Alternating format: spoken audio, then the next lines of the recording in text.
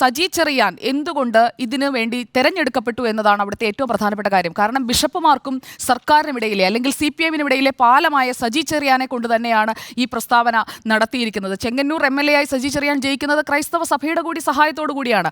അങ്ങനെയുള്ള സജി ചെറിയാൻ സഭയെ തള്ളിപ്പറഞ്ഞു എന്ന തോന്നൽ KCBC-ക്ക് ഉണ്ടായെങ്കിൽ അവരുടെ ഭാഗത്തുനിന്ന് ഇതേ രീതിയിലുള്ള പ്രതികരണം തന്നെയാണ് ഉണ്ടാവുക. ബിഷപ്പുമാരോടെല്ലാം അടുപ്പമുള്ളയാളാണ് സജി ചെറിയാൻ. അതുകൊണ്ട് ഇങ്ങനെ ഒരു പ്രസ്താവന നടത്തുമ്പോൾ അദ്ദേഹം ആലോചിക്കേണ്ടിയിരുന്നു. കാരണം വ്യക്തിപരമായി സജി ചെറിയാൻ ഇങ്ങനെയൊക്കെ പറയേണ്ട ഒരാളല്ല എന്നതാണ് എൻ്റെ അഭിപ്രായം.